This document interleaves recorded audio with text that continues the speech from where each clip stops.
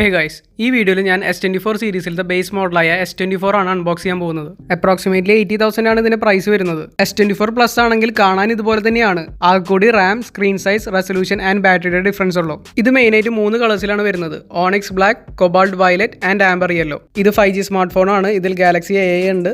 ഇതിൽ 7 years OS update ഉണ്ട്. അതുപോലെ തന്നെ IP68 dust and water resistant ആണ്. ഈ വീഡിയോയിൽ അൺബോക്സിംഗ് മാത്രമല്ല S23 ആയിട്ടുള്ള ഡിസൈൻ കമ്പാരിസണും ഞാൻ കാണിച്ചു തരാം. ഇതാണ് ഞാൻ നേരത്തെ പറഞ്ഞ ആംബർ യെല്ലോ കളർ. ഇതാണ് S24ന്റെ 6.2 inch full HD plus dynamic AMOLED 2X display. ഇതിന്റെ റീഫ്രഷ് റേറ്റ് 120 Hz ആണ്. 2340x1080 ആണ് പിക്സൽസ് വരുന്നത്. ആൻഡ് 2600 നിറ്റ്സ് പീക്ക് ബ്രൈറ്റ്നസ് ഉണ്ട്.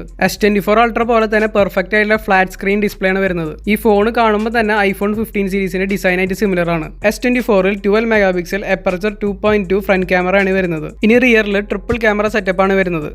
12 മെഗാപിക്സലിന്റെ ultra wide camera with aperture 2.2, 50 മെഗാപിക്സലിന്റെ wide angle camera with aperture 1.8, പിന്നെ 10 മെഗാപിക്സലിന്റെ ടെലിഫോട്ടോ ക്യാമറ വിത്ത് അപ്പർച്ചർ 2. ഇനി നമുക്ക് ഫോണിന്റെ സൈഡ്സ് നോക്കാം. റൈറ്റ് സൈഡിൽ ഫ്ലാറ്റ് ആയിട്ടുള്ള വോളിയം റോക്കേഴ്സും പവർ ബട്ടണും കാണാൻ പറ്റും. ഇനി അടിക്ക് നോക്കുകയാണെങ്കിൽ റൈറ്റ് സൈഡിലായിട്ട് സ്ലിറ്റ് ഷേപ്പിലുള്ള സ്പീക്കേഴ്സ് വരുന്നുണ്ട്.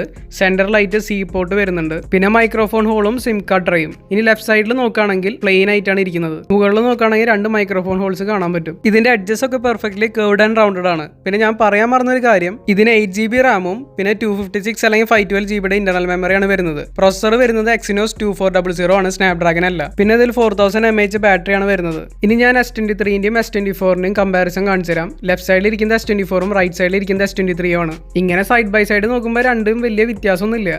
രണ്ടും ഏകദേശം കാണാനൊക്കെ ഒരേപോലെ ആണെങ്കിലും S24ന്റെ എഡ്ജസ് ബ്രഷ്ഡ് ഫിനിഷും S23ന്റെ ഗ്ലോസി ഫിനിഷും ആണ്. അതുകൊണ്ട് തന്നെ S23ൽ ഫിംഗർ പ്രിന്റ്സ് വരാൻ ചാൻസസ് കൂടുതലാണ്. ഇനി നമ്മൾ അടിയിലേക്ക് നോക്കുകയാണെങ്കിൽ രണ്ടും ഏകദേശം ഒരു ഡിസൈൻ സെയിം ആണ്. പക്ഷേ S24ൽ റൈറ്റ് സൈഡിൽ മൈക്രോഫോൺ ഹോൾ ഇല്ല. അതുപോലെ തന്നെ സ്പീക്കർ ഒരു സ്ലിറ്റ് ഷേപ്പിലാണ് കൊടുത്തിരിക്കുന്നത്. ഈ രണ്ട് ഫോണിന്റെയും ലെഫ്റ്റ് സൈഡ് പ്ലെയിൻ ആണ്. ആൻഡ് ഇവിടെ നിങ്ങൾക്ക് കറക്റ്റ് ആയിട്ട് S24ന്റെ ബ്രഷ്ഡ് മെറ്റൽ ഫിനിഷിന്റെയും S23ന്റെ ഗ്ലോസി മെറ്റൽ ഫിനിഷിന്റെയും ഡിഫറൻസ് കാണാം. ഇനി മുകളിൽ നോക്കുകയാണെങ്കിൽ S24ന് 2 മൈക്രോഫോൺ ഹോൾസ് ഉണ്ട്. ഇനി ഫോണിന്റെ റൈറ്റ് സൈഡിലേക്ക് കിടക്കുകയാണെങ്കിൽ രണ്ടിലും വോളിയം റോക്കേഴ്സും പവർ ബട്ടണും കാണാൻ പറ്റും. ഇതിൽ S24ന്റെ ബട്ടൺസ് കുറച്ചും കൂടി ഫ്ലാറ്റ് ആണ്. അതുപോലെ തന്നെ വൈഡറും ആണ്. ഇനി നമുക്ക് നോട്ടീസ് ചെയ്യാൻ പറ്റുന്ന കാര്യം S24ന്റെ എഡ്ജസ് ഒക്കെ പെർഫെക്റ്റ്ലി ഫ്ലാറ്റ് ആണ്. എന്നാൽ S23ലെ എഡ്ജസിനൊക്കെ ചെറിയൊരു കർവ് കൊടുത്തിട്ടുണ്ട്.